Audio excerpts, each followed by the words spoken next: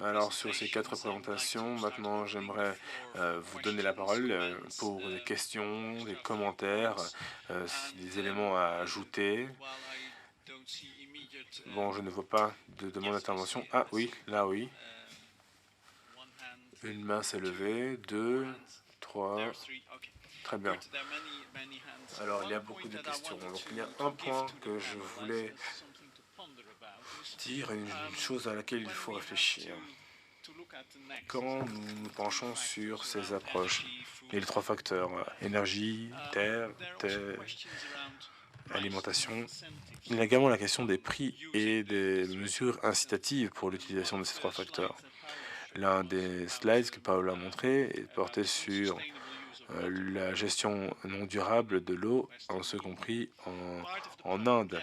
Et une partie du problème, c'est que il y a de l'énergie subventionnée, et cela rend les choses très difficiles à changer. Bon, voilà, il faut y réfléchir, mais bon, j'ouvre les débats. Alors, si je ne me trompe, c'est Katharina, c'est bien juste? Alors, nous commençons avec vous, Katharina. Est-ce que vous m'entendez? Très bien. Bonjour, je suis Katharina Mider. Je travaille pour GIZ et en ce moment...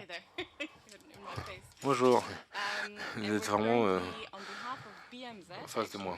Alors, en ce moment, nous préparons une nouvelle initiative qui s'appelle Eau et énergie pour l'alimentation, avec notre partenaire du FIDA, le ministère des Affaires étrangères du Pays-Bas, et l'objectif est de produire davantage de denrées alimentaires en utilisant moins d'eau et moins d'énergie dans le processus de production. Le concept se fonde sur 2 initiatives en cours, qui s'appellent Power Agriculture et obtenir de l'eau pour les aliments. Et donc, sur la base des enseignements que nous avons tirés, nous avons mis en place ce programme que nous aimerions souligner ici, car nous pensons qu'il s'inscrit parfaitement dans les discussions et les présentations.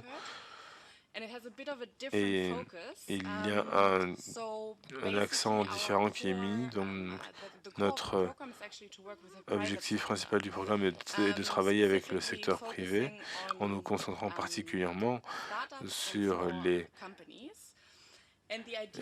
startups et les petites et moyennes entreprises. Et nous étudions l'interaction entre l'énergie, les aliments, l'eau, les aliments. Ce n'est pas toujours les 3 éléments qui sont analysés chez nous. On peut en prendre que 2.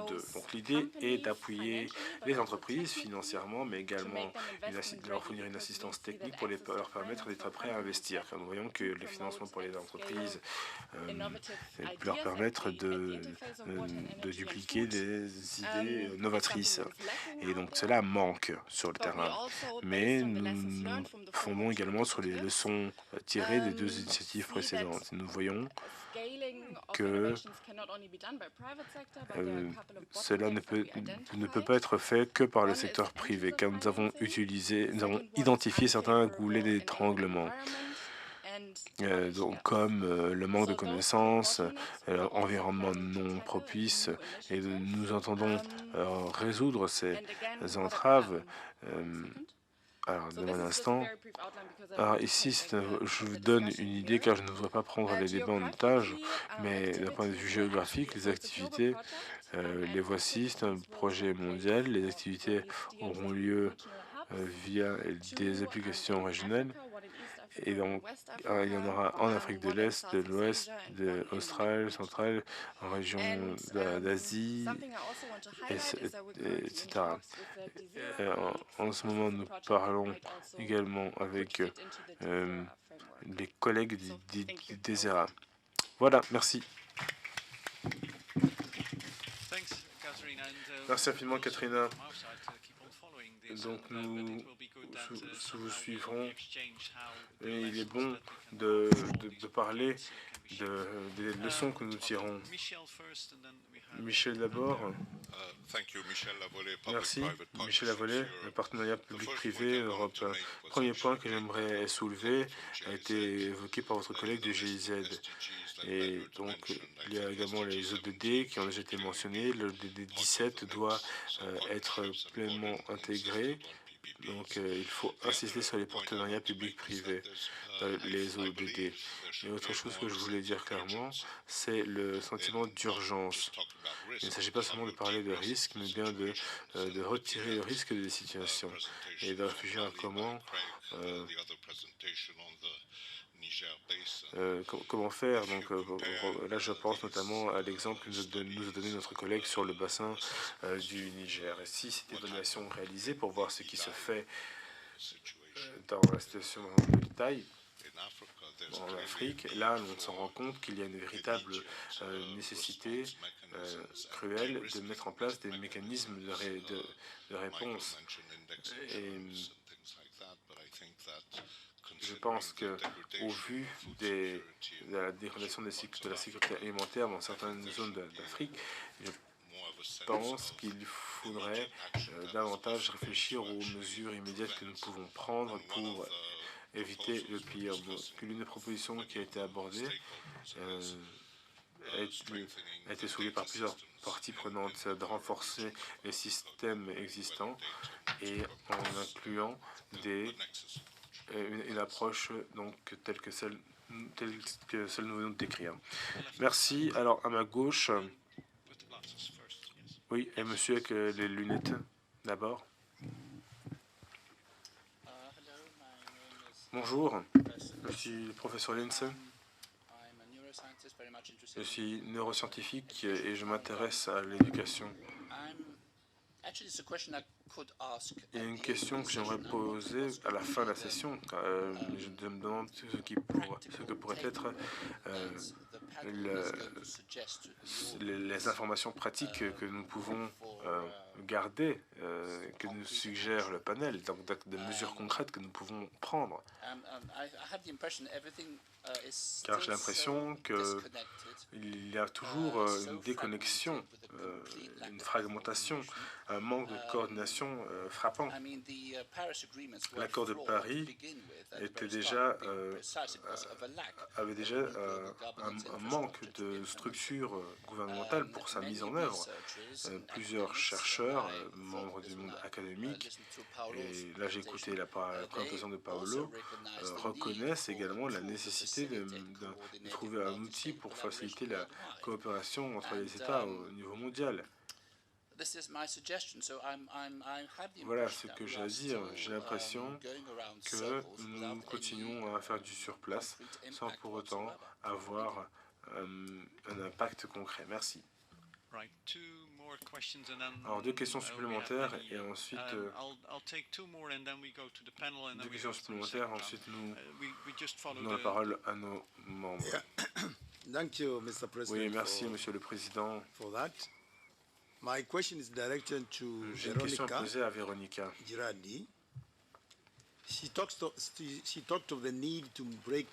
Elle a parlé de la nécessité de ne plus travailler de manière isolée dans notre travail dans l'eau, l'énergie, l'agriculture. Oui, je suis d'accord, mais ce qu'elle ne nous a pas dit, c'est que ce dont elle a parlé, à savoir les bénéfices, tangibles, concrets, qu'en est-il? Car elle ne nous les a pas mentionnés. Ensuite, une question à M.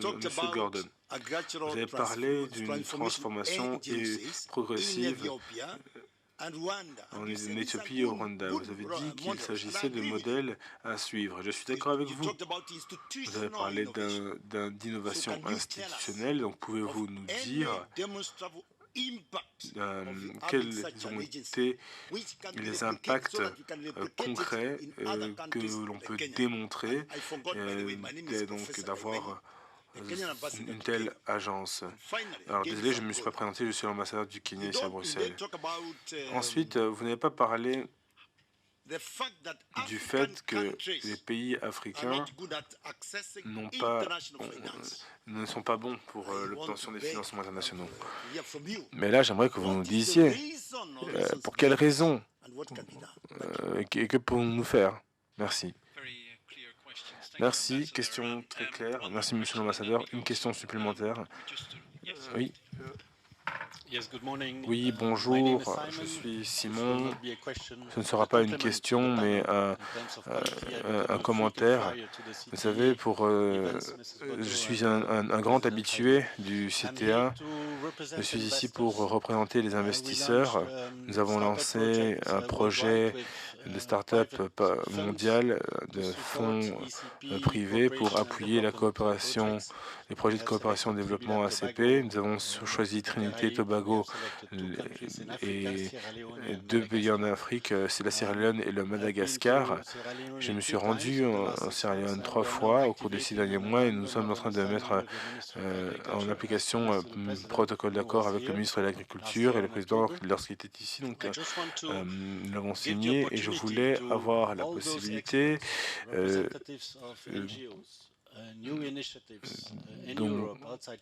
lancer une nouvelle initiative et de demander à tous les experts présents et de nous rejoindre pour lancer ces nouvelles initiatives il y a de nombreux pays qui ont de très bonnes administrations, de bons dirigeants et qui n'attendent que nous pour les appuyer dans les projets agricoles. Nous avons lancé des projets par exemple 180 000 hectares de riz en Sierra Leone. Ils travaillent depuis 6 ans pour activer ce projet. Ils n'avaient jamais pensé à demander à l'Europe, aux professionnels privés, pour les aider. Et maintenant, ça commencera dès la semaine prochaine. Merci. Merci des informations. Je présume que quand vous réaliserez ce projet sur le riz, vous vous pencherez sur justement ces interactions dont nous parlons aujourd'hui. Maintenant, je rends la parole aux panélistes et j'aimerais aller dans l'ordre des présentations. Donc, nous allons commencer par Paolo. Et veuillez vraiment rebondir sur les points les plus pertinents et répondre aux questions les plus directes. Donc, merci. Je vous donne la parole. Je vous remercie. D'abord, je dois dire que je ne suis pas habitué à ce format, à ce genre de conférence. Je suis plus habitué au format universitaire. D'abord, il n'y a pas eu tant de questions que cela. J'ai surtout retenu des commentaires sur les activités des uns et des autres, mais je n'en sais pas suffisamment pour pouvoir faire des observations à mon tour. Je relèverai néanmoins des éléments intéressants qui sont ressortis de ces interventions sur notamment les actions concrètes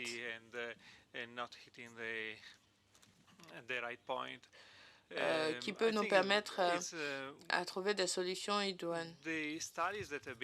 Les études qui ont été menées au cours de ces dernières années montrent bien qu'il y a des pressions qui sont exercées sur le système, qui démontrent aussi les corrélations.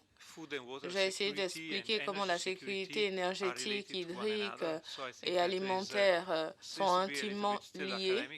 C'est peut-être un discours académique, mais il n'en demeure pas moins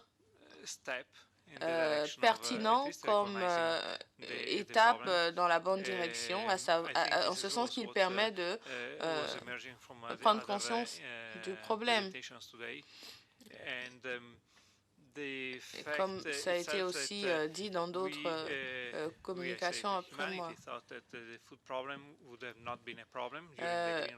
Pendant la révolution verte, l'on a pensé que la sécurité alimentaire serait garantie, notamment grâce aux engrais, mais l'on avait oublié les deux autres contraintes, la terre et l'eau,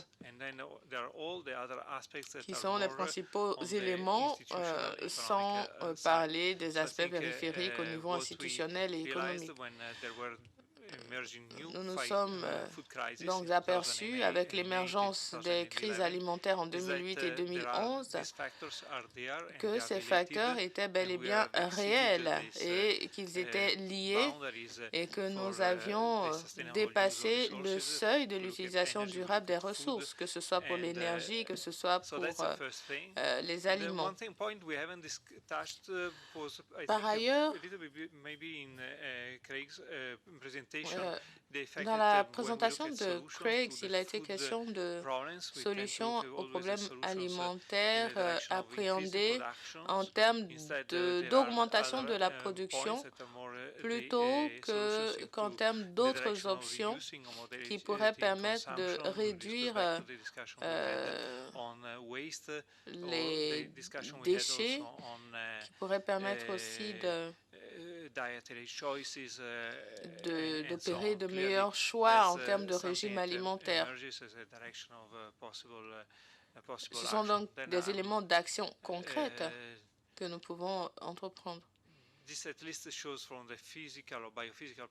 D'un point de vue physique ou biophysique, nous avons donc un certain nombre de contraintes, d'écueils. Il y en a bien d'autres sur lesquels je n'ai pas de compétences et qui portent plus sur les aspects institutionnels, économiques et politiques. Merci. Monsieur Gordon, vous maîtrisez mieux, je pense, l'aspect institutionnel. Et l'ambassadeur du Kenya vous a posé une question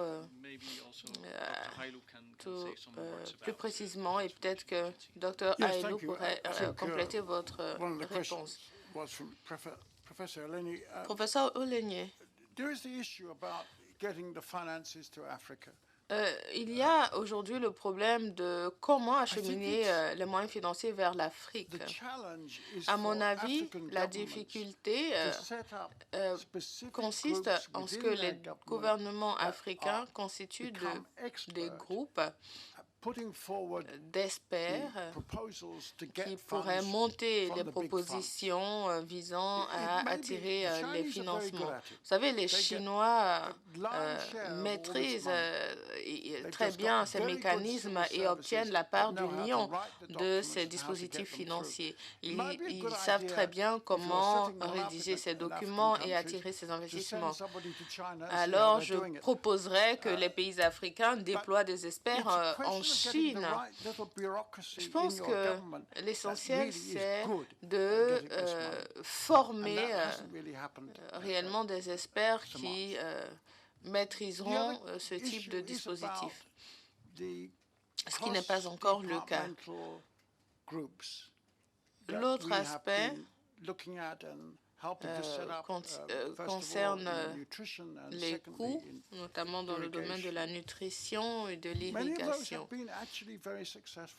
Les mécanismes que nous avons mis en place ont été couronnés d'un certain succès. Les agences de transformation agricole ont connu un certain succès pour amorcer un changement dans le secteur agricole en Afrique. Le problème, c'est qu'il faut réussir à faire asseoir autour de la même table tous les ministères idoines. Deuxièmement, s'assurer qu'ils fassent un retour soit au Premier ministre, soit au chef de l'État. C'est vital. Enfin, je pense que c'est important, et je ne l'ai pas dit, de cibler l'objectif que l'on poursuit. Dans le cas de la malnutrition, par exemple, de la nutrition, il s'agissait d'y pallier. Et dans bien des régions d'Afrique, la situation s'inverse en partie grâce à la création de ces comités intergouvernementaux. En ce qui concerne l'irrigation, je ne sais pas trop sur quoi il faudrait se concentrer, certainement sur la viabilité.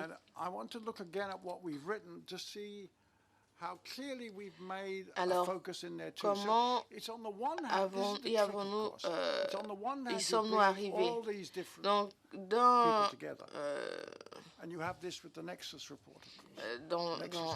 D'une part, il faudrait pouvoir réunir toute cette palette de profils et ce n'est pas toujours facile de le faire, de faire collaborer autant de profils.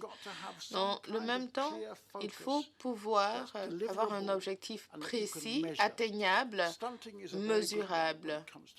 Et le retard de croissance que nous avons réussi à inverser est un résultat tangible. En termes d'irrigation, je ne sais pas trop. Il faudrait sans doute que je me replonge dans nos documents. Craig, à vous. Il a été question aussi de gouvernance et d'absence de gouvernance mondiale. Chose intéressante, si vous prenez la situation au niveau planétaire, nous nous éloignons de la possibilité de créer une gouvernance planétaire avec l'essor du nationalisme. Moi, je suis persuadée que la tendance s'inversera.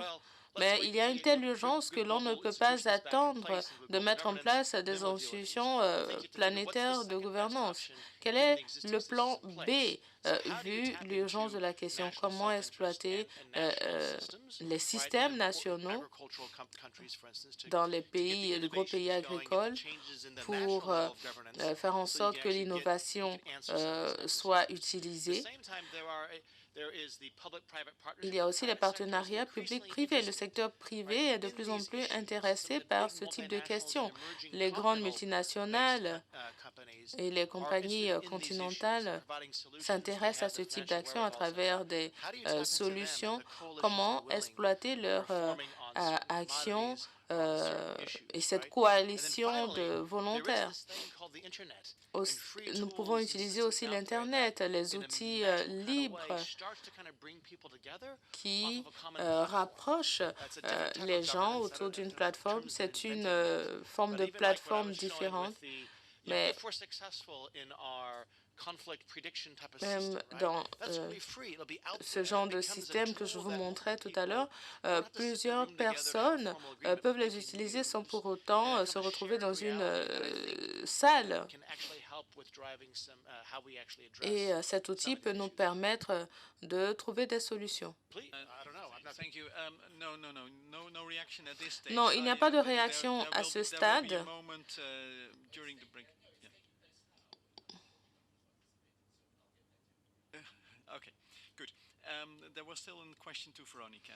Une question a été posée à Véronica. Oui, je répondrai à deux des questions qui m'ont été posées. La première qui m'a été adressée concerne les avantages concrets de ce type d'approche, de ce type d'action. Eh bien, à mon avis, ce qu'il y a d'important à briser les cloisons, c'est que cette approche nous permettra de réfléchir par anticipation. Un exemple qui me vient à l'esprit. Vous savez, en Afrique, vous avez énormément de barrages pour l'hydroélectricité qui regroupe donc l'eau et l'énergie. Et dès la planification de la construction de ces barrages, le secteur agricole, les parties prenantes de l'agriculture, aurait dû être impliqué pour que la dimension irrigation soit également intégrée dans ce type de projet. C'est ce type de projets qui nous sont soumis, par exemple avec des requêtes de réhabilitation d'une partie des barrages afin d'y ajouter des possibilités d'irrigation. Or, si cela avait été préconisé en amont entre les différents secteurs, grâce à la suppression des cloisons, cela aurait permis, cela permettra en général de faire des gains de temps et d'argent. Autre question qui m'a été posée, le renforcement des systèmes de données. Je partage votre avis. C'est très important pour nous de nous doter de données pour des décisions politiques fondées sur des preuves. L'Union européenne en tient compte dans pratiquement tous ces projets. Léonard, dans ses remarques liminaires, vous a parlé d'un projet que nous avions avec une institution afin d'appuyer un bassin fluvial et un autre projet que nous menons au Sénégal. Ces deux projets sont dotés d'un volet visant à renforcer les systèmes et l'analyse des données. Je vous remercie. Léonard Metsi. Je remercie l'ensemble des orateurs. À mon avis, nous connaissons tous les problèmes. J'étais à La Haye avec le ministre des Affaires étrangères la semaine dernière avec une initiative visant à publier un document sur la transformation des systèmes d'utilisation d'eau et de terre avec une dimension privé-public. La croissance, nous l'appelons de nos voeux. Nous souhaitons atteindre les 8%, les 10%, mais nous devrons nous habituer aux 3-4%. Mais il faut que cette croissance soit inclusive et équitable. Il y a tellement de disparités dans la corrélation terre, eau et alimentation. L'un des problèmes avec le secteur privé, c'est que l'alimentation, l'agriculture, l'eau est si complexe que les utilisateurs prévoient de risques complexes. Il y a des fonds, des milliers de milliards de fonds susceptibles d'avoir un impact qui existent et qui sont à la recherche de projets bancables. Et à mon avis, ce sera là la nouvelle difficulté de la nouvelle commission qui prendra fonction. Hier, nous avons tous été témoins de la proposition de la nomination d'un nouveau président de la commission.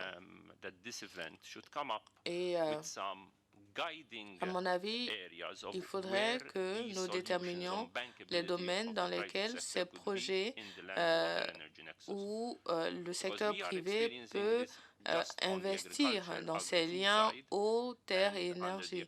Nous mettrons pour notre part l'accent sur les projets agricoles, mais nous n'avons pas toujours de projets bancables. Il est donc important de déterminer les projets bancables de commun accord avec les institutions financières.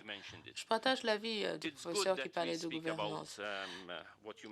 Il est opportun que nous parlions des intérêts nationaux, mais dans une telle approche en Afrique, et je partage d'ailleurs l'avis du professeur Conway, nous savons où se situent les cas de succès dans 5 ou 10 pays, mais il y a 40 autres pays africains. Je lisais récemment dans la revue The Economic ce qui se passait au Zimbabwe, en RDC, au Burundi, en Érythrée et à Djibouti. Les questions dont nous parlons aujourd'hui ont une nature transfrontalière. Il est bon de parler d'intérêts nationaux à travers les programmes indicatifs nationaux, mais dans la nouvelle programmation, nous devons nous pencher sur la dimension régionale et même transrégionale, sans quoi les conflits autour de l'axe terre, eau, énergie continueront d'exister. Et nous essayons d'instituer une certaine gouvernance planétaire avec des institutions sœurs, la FAO, les CIS, le SICA en Amérique latine. Mais autre priorité serait de garantir une coordination nationale, régionale et sous-régionale. Et nous n'y sommes pas encore. Sans coordination nationale ou régionale en termes d'alerte précoce, par exemple, il est quasiment impossible d'intervenir, de faire des interventions d'échelle. Je pense donc que si l'on peut retenir une recommandation clé à soumettre à la nouvelle Commission sur la bancabilité des projets, sur la dimension transnationale de nos actions, en termes de gouvernance, nous devons ne pas nous tromper. Et c'est vrai, il y a une adhésion politique importante sur certains axes tels que la malnutrition, mais nous devons aussi nous intéresser à ce qui se fait au niveau des CER et suivre de près les structures de gouvernance de la zone de libre-échange continentale afin que les problèmes transfrontaliers soient traités de la sorte. Je vous remercie. Eh bien, mesdames et messieurs, j'ai un problème de taille, c'est le problème de temps. Je vous ai promis que nous passerions au deuxième panel, mais nous n'avons pas beaucoup de temps. Alors, je propose que nous passions au deuxième panel et je vous demanderai d'être assez succinct dans vos questions. Ensuite, nous passerons à la pause café. Professeur, vous n'avez pas eu l'occasion de réagir. Et je voudrais donc vous donner la parole en premier.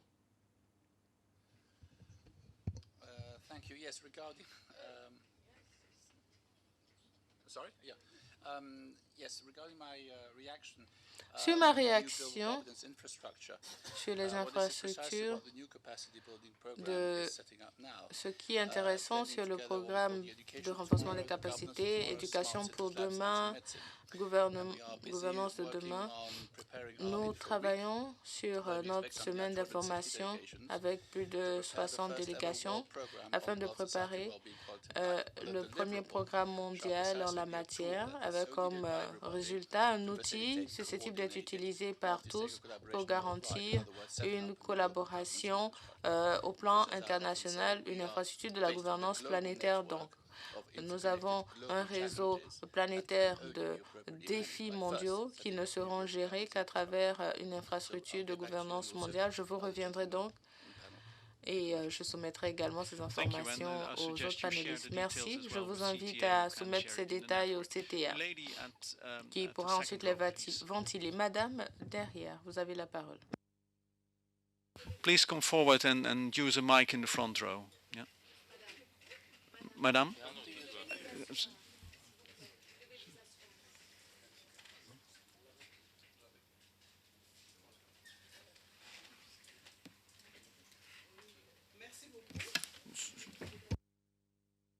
Des associations féminines de la diaspora ici congolaise en Belgique. Voilà, donc je vous remercie pour toutes vos interventions qui nous ont appris beaucoup de choses, mais je trouve qu'on n'a pas assez relevé le fait que les violences, surtout à l'endroit des femmes, qui dans nos sociétés traditionnelles et modernes aussi, sont les principales chercheuses de l'eau. Et depuis qu'il y a des violences et tout ça, bon, elles ne vont plus à l'eau comme il y a des millénaires, depuis très longtemps. Alors, vous ne mettez pas assez d'accent sur l'insécurité et les violences qui font que les femmes ne vont plus à l'eau dans leur rôle traditionnel. Et tout ça, maintenant, déstabilise un tout petit peu aussi la société africaine. Alors, si vous pouvez relever cela, c'est très, très important parce qu'on remarque que les violences aujourd'hui sont très liées à l'exploitation des ressources en Afrique.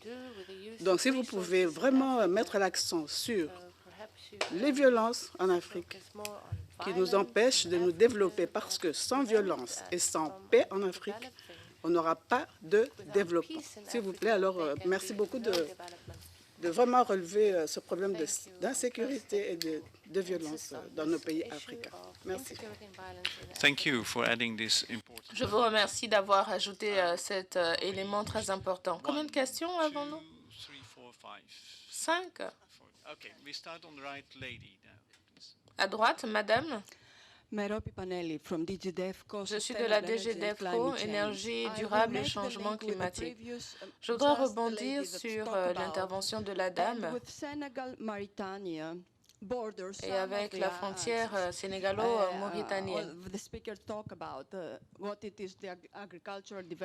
sur le développement agricole. À la frontière sénégalo-mauritanienne, vous savez, il y avait énormément de violence du fait des mouvements des populations, des communautés, de part et d'autre, du fait de pénurie alimentaire et de manque de ressources. Et grâce à l'approche éco-village,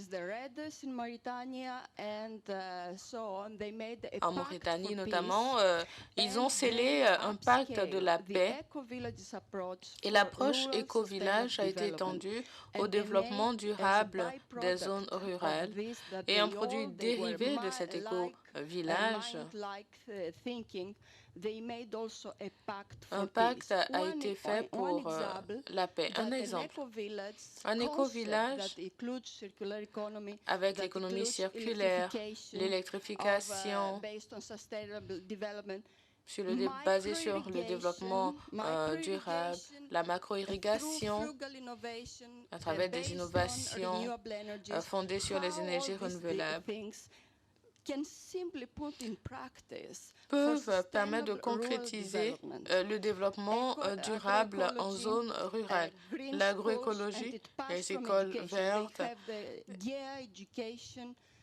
l'éducation à travers laquelle le savoir-faire est transmis de village en village.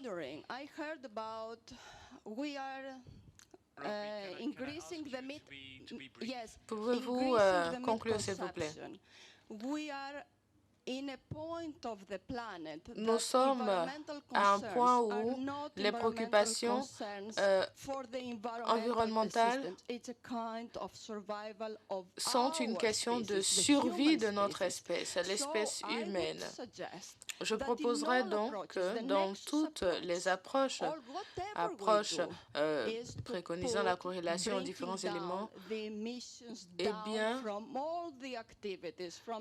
que l'on parle d'énergie ou autre, nous avons 3% actuellement avec notre mode de vie actuellement, nous avançons vers une augmentation de 3 degrés Celsius. À 4 degrés, la planète ne sera plus habitable. Et des estimations de l'université de Harvard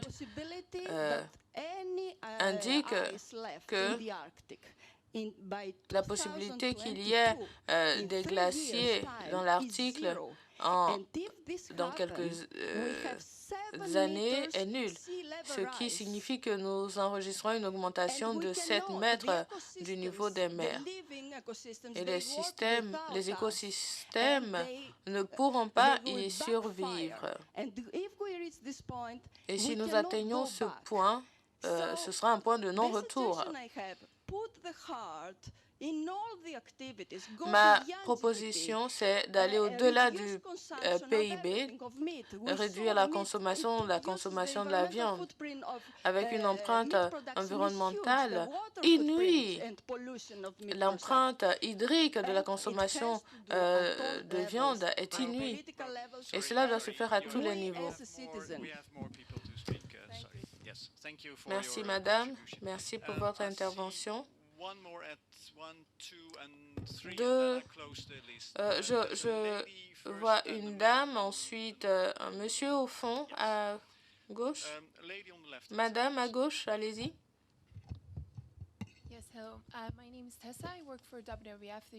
Je travaille pour le bureau politique WWF et j'aurais une question adressée à M. Hanson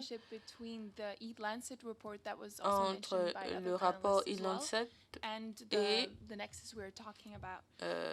la corrélation eau-terre-énergie. Dans les solutions proposées pour combler les écarts actuels, vous avez proposé un changement du régime alimentaire, entre autres, et parler de comment obtenir plus de produits laitiers de viande par hectare. Comment mettez-vous cela en corrélation avec le rapport en question qui préconise une réduction dans la consommation de la viande? Je vous remercie. Merci pour cette question très précise. Monsieur, à vous. Je vous remercie. Je suis de DevGrad. Une réponse rapide à Katrina du GIZ sur son initiative. Il ne s'agit pas de réinventer la roue. Vous avez un projet eau et énergie pour l'alimentation. J'ai remarqué que vous n'impliquiez pas les gouvernements ou la coopération internationale dans votre projet. Serait-il opportun de tenir compte du modèle intégré de la FAO? Je travaille sur ce projet. Et je pense que la FAO a un modèle fantastique. Est-ce que vous ne pourriez pas vous inspirer de ce modèle pour nous permettre d'amorcer une synergie? Je vous remercie. Merci. Je vous propose de poursuivre cet échange pendant la pause. À droite, allez-y, monsieur. Deux questions très rapidement. Tout d'abord à M. Gordon. Comment amener les gouvernements africains à hiérarchiser l'eau dans tout ce que vous venez de parler, tout ce dont vous venez de parler, pardon, dans tous les projets dont il est question en général, on entend parler de routes, de préoccupations éloignées du commun des mortels. Comment les amener à accorder une priorité aux ressources en eau, de sorte à les mener au même niveau que les infrastructures telles que les infrastructures routières. Ensuite, pouvons-nous encourager davantage la production locale plutôt que de confier la production à ces grandes sociétés agroalimentaires qui fournissent pratiquement la planète à des coûts moins élevés que l'agriculture telle que pratiquée dans les communautés locales? Comment faire en sorte que ces multinationales cessent de détruire la production locale? Nous avons une dernière question très pertinente et je voudrais demander aux panélistes de bien vouloir y répondre. La question de la production locale par rapport à la consommation et la production menée par les multinationales. Ensuite, M. Conway, M. Hanson répondront aux questions qui leur ont été plus particulièrement adressées. Vous savez, lorsque l'on s'attaque à cette question,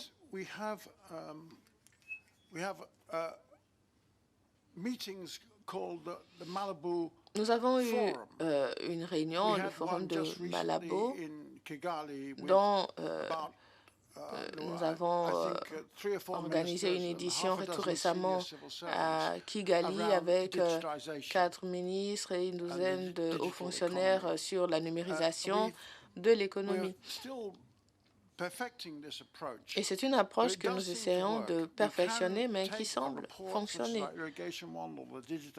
Que ce soit le rapport sur l'irrigation ou la numérisation, nous pouvons nous en servir pour une réunion d'une journée avec des ministres et des hauts fonctionnaires afin de déterminer des priorités. Ensuite, il est possible de suivre l'impact de ces actions.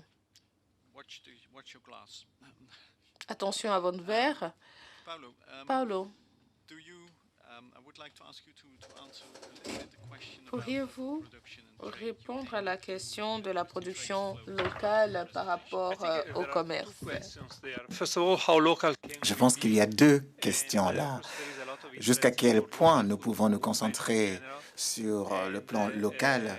Bien sûr, il y a beaucoup de consultations pour les mouvements alimentaires locaux.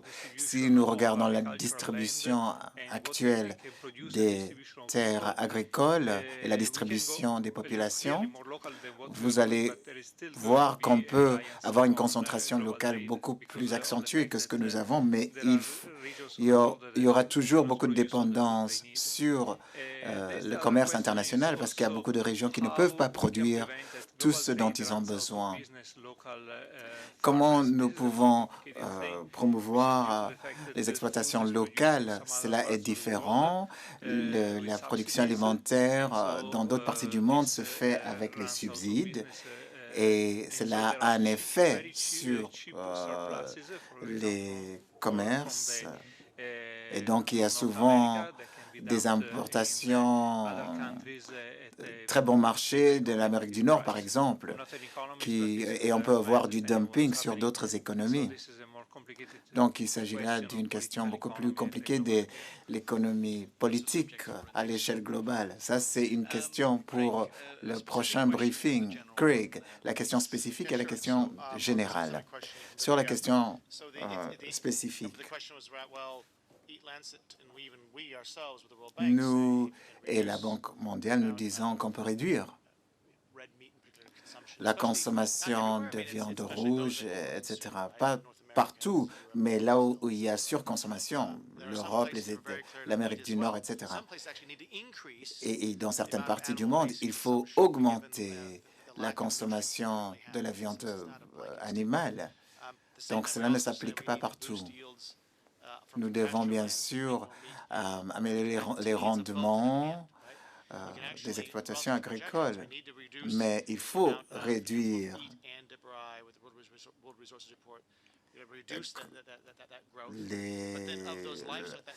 l'augmentation, enfin réduire la consommation de viande, mais pour l'élevage qui reste, il faut vraiment améliorer le rendement par hectare. On ne peut pas juste se dire qu'il faut réduire d'un côté sans améliorer le système en général. Donc, il faut vraiment travailler sur les deux.